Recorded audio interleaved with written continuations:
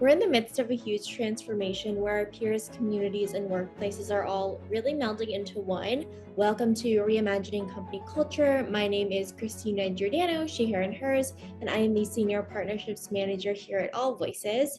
Today, I am very excited to welcome our next guest on the interview series, Josh Dazel. He is the Vice President of Human Resources at Skai. Josh, it's so good to see you. If you want to share a little bit about yourself, including your pronouns for our listeners, as well as how did you answer the question, what do you want to be when you grow up? Awesome. Thank you so much, Christina, for having me. And yes, you actually pronounced my last name exactly correctly. Um, it's so rare that most of my family actually just says Dazzle now, so I'll refer to myself as Josh Dazel. I have been with Skai for a bit over 4.5 years. My pronouns are he, him, his. And I grew up in the San Francisco Bay Area, which is how I started working with Skai. And about a little bit over a year ago, I moved to the Los Angeles area. So I'm coming to you live from West Hollywood this morning. Thank you for having me. Yes, of course. Very nice, very nice. I am on the opposite coast in Brooklyn, so I'm very happy that we can connect on Zoom. Same. I was reading through your background. I know you connected with my team, and I noticed you have that theater background, and you found really some commonalities between the theater industry and the human resource industry. Tell me a little bit more about that and your Yes. connection to human Yeah. resources. Yeah, absolutely. So I think like many people, I did not grow up playing HR business partner as a child. So I sort of stumbled into what has turned out to be, I think, the perfect area of a business for me to be in. And my musical theater background, I think, is definitely key within that. I spent the first half of my life now studying musical theater. My undergraduate degrees in musical theater, and so I really spent a lot of time cultivating, hopefully the capability, but certainly the interest in putting myself in people's shoes, in trying to understand their life history and current circumstances to see what motivates them and help them move through change or business outcomes that we're trying to drive. And at Skai, certainly our CEO will always say that one of our, or probably our core tenet is empathy, which is really our ability to put ourselves in other people's shoes, whether that be clients or that be our fellow colleagues internally. So I think it's ended up being the perfect match since I came over to Skai, which has been wonderful to see. Absolutely. I think empathy, especially in terms of leadership and what people are expecting from their employers, from their job, is definitely a common thread. And we've seen that accelerated throughout the pandemic and over the Right. past few years. And it's something that people are looking for if they don't currently have it as well in their career. One study found that 47% of employees reported their stress just in life in general, so job related and not, was higher than anything they'd experienced in their career, but only 37% agreed that their organization really understood what they needed in their personal lives outside of work and for their families. How would you say Skai is really showing up for the full lives of employees? Yeah, it's a great question. I think empathy for me is really core to creating that foundation of psychological safety.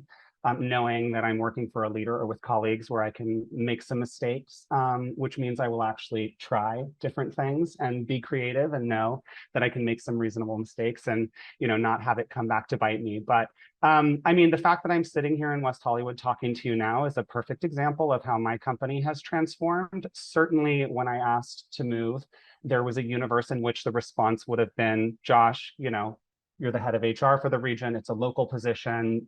It needs to be here. But the company really tried to be flexible, and we were able to work it out. I think there are a lot of ways that we've tried to show up for employees in general in this way, especially since the outset of the pandemic.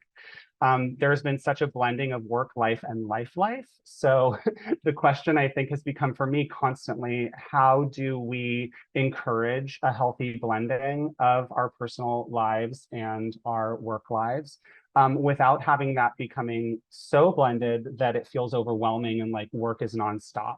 So since the outset of the pandemic, we did quite a few things. We established company recharge days where the entire company shut down so that everybody could just kind of step away because people weren't using their vacation and and rightly so. They couldn't really go anywhere. We started Summer Fridays, and we started incorporating family and friends into events that we were throwing at that time virtually. So we did like a boba tea kit event where we Oh, I sent love to that. all employees. It was really fun, and we sent the kits, which I didn't know can take it takes hours to actually prepare properly. And so the employees were able, myself included, with themselves or whomever they're in their uh, home life with, were able to prepare the kits and have that fun together. But then we came together as colleagues with family members, et cetera, and actually drank our tea and had some conversation. And that was really fun. And I think it was a really good example of how, we tried to make this event so that family members could be welcome and could be included, but the whole thing wasn't happening over Zoom. And so it's a really can be a difficult balancing act to strike. One, I think, really beautiful illustrative example of this blending happened during our Pride panel presentation in June. We had a number of employees who raised their hand to speak and share their experiences as members of the LGBT plus community. And one of the individuals who did that, their name is Sophia Huxley. They actually asked that I use their full name in this presentation, and hopefully we can link to their socials as well. But their mother had actually called in, and during the middle of Sophia's portion, you suddenly heard exclaimed by their mother, "My effing daughter is so cool," or something to this effect. And they didn't say effing. And not that I'm suggesting that we want to have, F-bombs as a regular part of our meetings and our corporate culture. The way that the employees who were on the call reacted was just beautiful. And I think it illustrated this blending so wonderfully, because the response was when Sophia said to their mother, "Mom, you're not on mute," and Sophia's mother apologized, the response was, "No, no need to apologize. We love them too. Sophia's amazing. Thank you so much." And it was just this really beautiful moment of, I think, a shift in culture, and I think an appropriate and really healthy blending of work life and life. And then we offer shutdown days and summer Fridays to also say, okay, but like now go away. And now really go focus when you're not getting emails and invitations and things that will psychologically draw you in, even if you're meaning to take time off. But it's an ongoing process, and one that we're constantly working on, and just constantly asking ourselves the questions, given the context now, how should we be doing what we're doing? And never just resting on, well, it worked before. And I've actually found, I think, since the pandemic and since a much more geo-dispersed workforce has resulted from that, that we actually have to challenge ourselves to get creative much more frequently and much faster, because things get stale, which can be a challenge, but it's also a huge opportunity if you're creative and you're in the business of change. Yeah, absolutely. I mean, I love those examples because they are really authentic. Also, it's a mix of creating space to have really important conversations, storytelling, and then carving out time, because when you do work with people that you like in an environment that respects I love the term work-life blend too, instead of work-life balance, because I think that's a myth as well. You need to carve out that space to say, okay, you need to recharge, you need to set those reminders and non-negotiables too with your workplace. So I feel like it's a very holistic approach to well-being. And you're right, business Yeah. as usual is out the window. I mean, these past few years are so playbook. So Yeah, and I think there's quite a bit of research, at least as of now, that would indicate that we actually don't work more than we did in the past or past generations, but it feels like we work more yeah, because we're so connected. So I think it's really important for companies and individuals to be very intentional about how to blend, and like how to actually then encourage employees to separate from their work.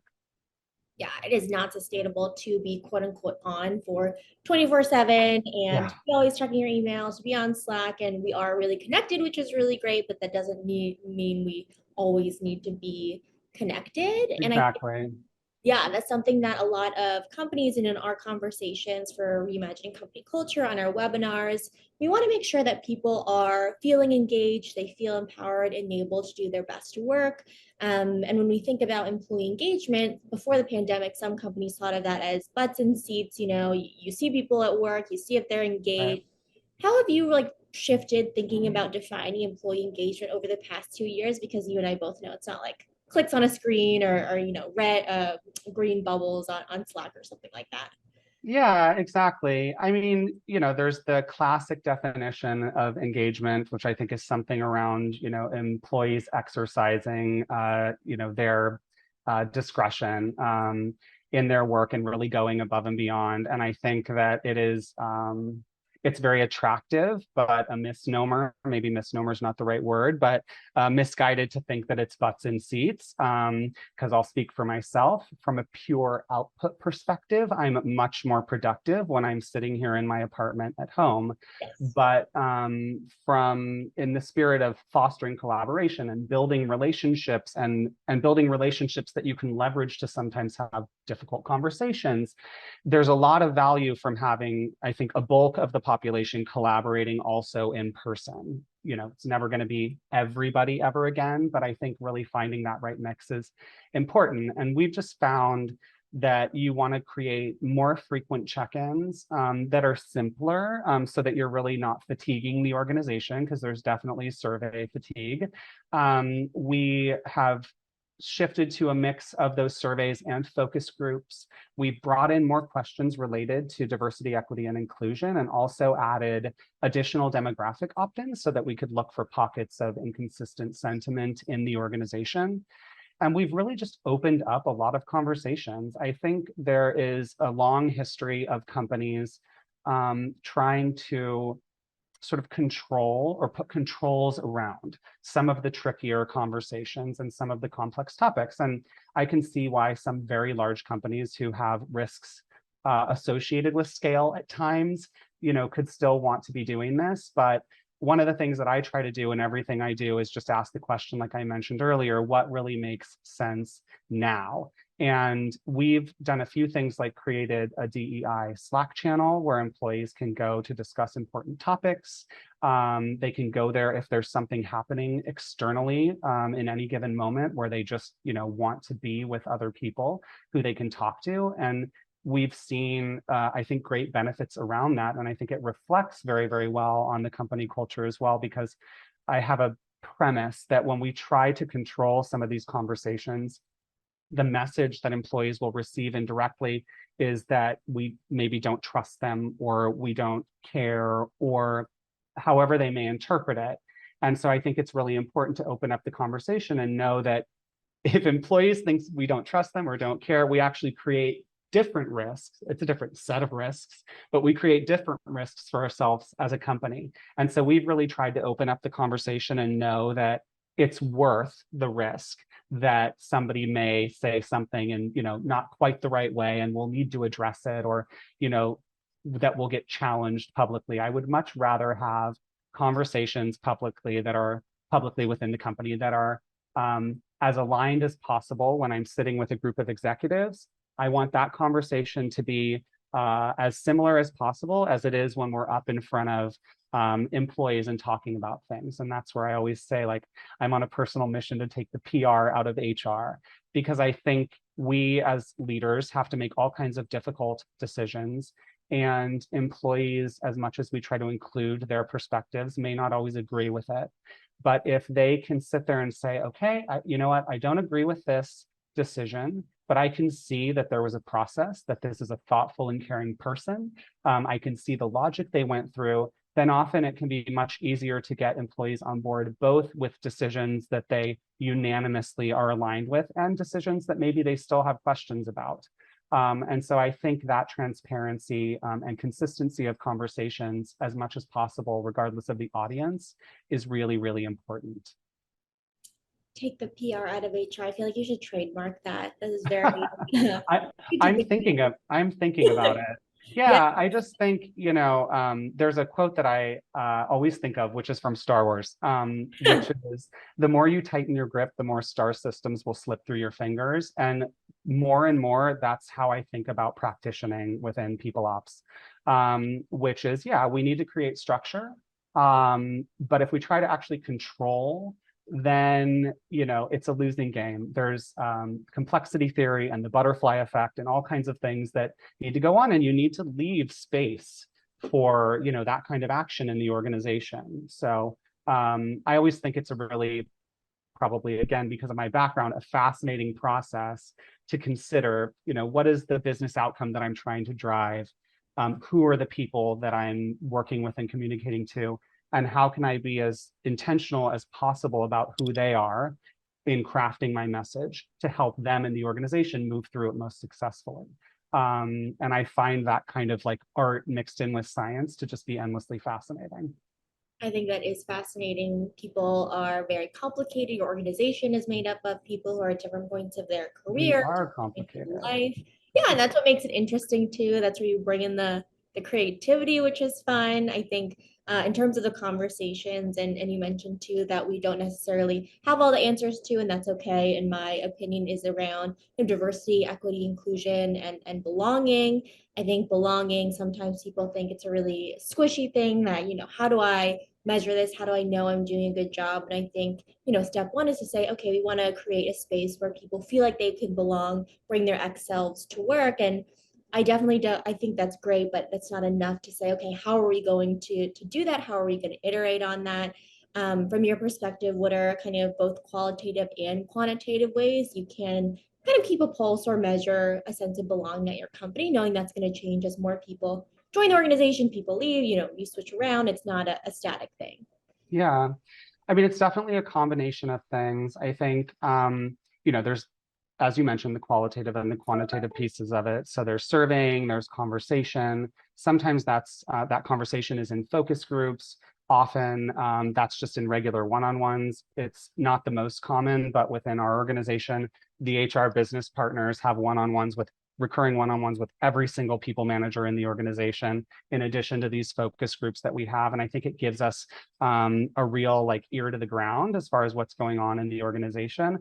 I think in the end, as it relates to belonging, it's really important to make sure that people feel and know they are seen, that their perspectives are included, that they're being listened to, and that they're being acted on. And typically, if we have those combination of factors, employees will tend to feel more connected to the organization. I think my company does a really great job of encouraging people to be exactly who they are in the work that they do. And also, the company tries really hard to make sure that wherever we can, internally and externally, we are contributing to causes that employees care about. So whether that's something external like our internship program, which we were really proud to launch last year and roll out again this year in an expanded fashion. And we also have, volunteerism externally, for example, and really making sure that employees see that they're part of an organization that's helping to drive change in the world that they also can get behind. And I also mentioned as we went through that, the last question, that really making sure that employees are part of an open conversation, especially around the most complicated topics, I think is really important. I think that employees will see and appreciate that the company is taking that level of risk and allowing for that level of complexity. And I've had employees, since we've made a bunch of these changes, say to me, the change has been dramatic as far as the conversation that happens within the company on a variety of topics. And the openness and the overt empathy that is shown in how we make decisions, the sequencing of how we communicate things, all kinds of changes. And that's been, I think, one of the most moving points of feedback that I've had, that in my small way that I could have contributed, to something so significant as such a notable transformation in the way that the company communicates. It's been a beautiful thing to be a part of, and something I'm looking forward to being a part of for a long time to come. Yeah, I mean, it sounds like you really enjoy the work that you're doing. It's interesting. You have the opportunity to really make an impact on the folks that work at Sky as well. And empathy has come up a lot during our conversation, which I think is really important, a very critical skill. And I know you can't be in all of the rooms, all of the meetings, which is not the goal. So when people are thinking about kind of the guiding principles of Sky and how they can think about making their processes really continue to be equitable and iterate as we've been talking about? What is the North Star or other kind of guiding principles that you think about around diversity, equity, and inclusion initiatives? Yeah, I mean, the company had done quite a lot of impressive work around fostering diversity in the organization over the years. From a demographics perspective, globally, I think we're at about 51% female, or 41% female, 59% male globally. When we look at women in leadership, we're actually at 55% globally, which is incredibly impressive. Our product engineering team is, I think, similar to our global demographics, close to a 50-50 split, which is a massive accomplishment by the team that's responsible for product engineering and R&D. You know, let's see, it must have been April, May, the spring of the pandemic, we brought together our Global Diversity, Equity, and Inclusion Council, who established a framework. We home grew that framework and did as much of the work that we could to build it ourselves and try to create something that's authentic to Skai. And then we brought in an external consultant to help us flesh out the details and focus on the execution. And so we launched diversity recruitment training. We refined our recruitment practices and processes. We developed internally both that diversity recruitment training and our unconscious bias training. So we've done all kinds of things to really make sure that we are part of the change that we want to see and that we're having the impact. And currently we're working through measurement. So demographics are we collecting the right representative set of demographics when we hire employees? Do we have the right representative set of demographics when we're working on engagement surveys, et cetera, so that we can really understand, like I mentioned before, pockets of differing sentiment in the organization and how we can make sure that we're focusing in the right areas and know that different people will need different things and always come to the table with that mindset. So with our leadership development programs and all kinds of other offerings that we have, we now always scrub those against our internal demographics and make sure that we are making equitable nominations within those programs. And that's something that is really important to us. And there's still quite a lot of work to do, but it's been a beautiful thing to be a part of and something that I'm really proud of. Yeah, I think that is so important to really think about this strategically and also hold ourselves accountable. I think the numbers that you shared are really great too and don't happen just because you want it to. It's Right. continuous, consistent, as you talked about to work as well. And you mentioned the council. I also want to ask you, can you tell me a little bit about your internship program and the goal there too? Yeah, so we're 2 years running now with our internship program, and largely in the United States so far, but we're expanding it each year.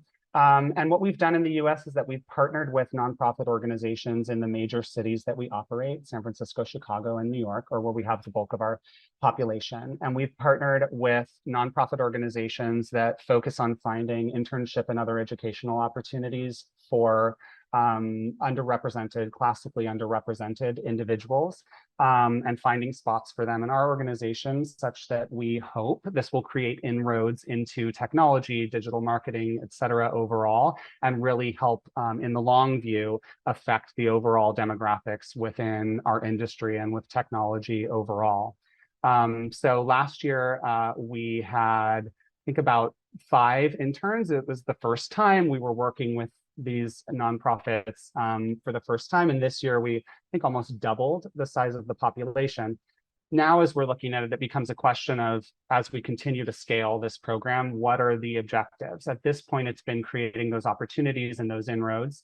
But of course, the conversation now has started to revolve around, do we want to make sure that conversion is a metric?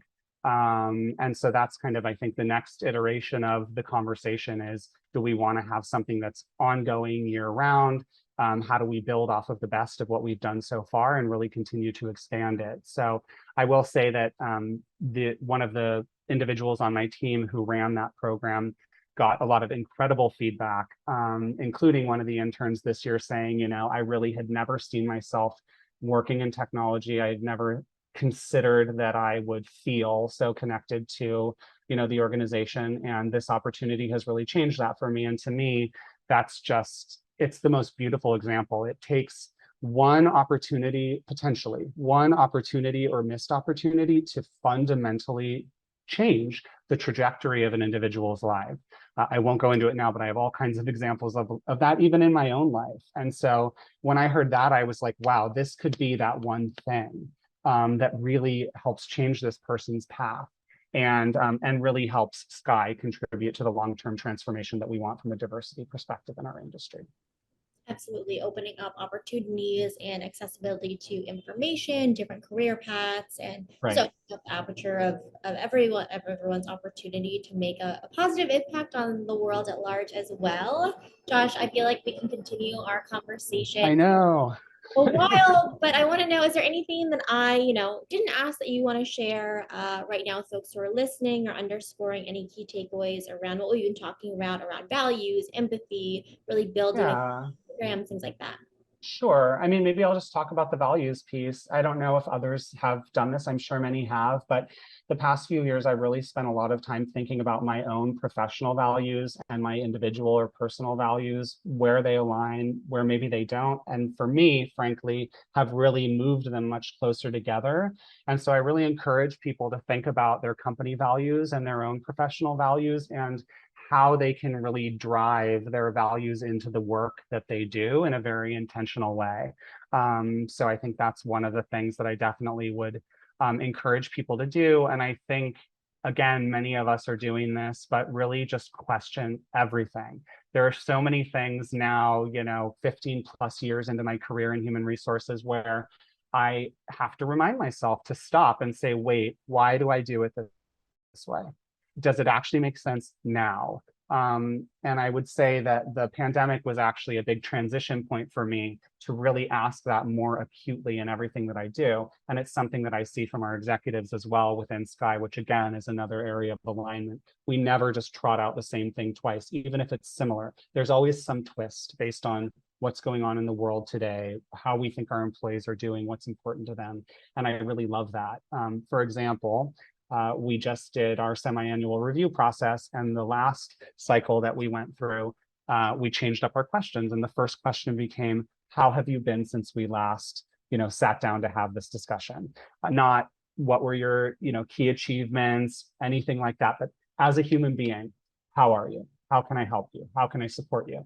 And that was a big transformation and something that our employees have definitely appreciated, and something that I think is helping us to really continue to drive their growth in a way that maybe we weren't able quite to do before. Again, with that kind of blending of work life and life.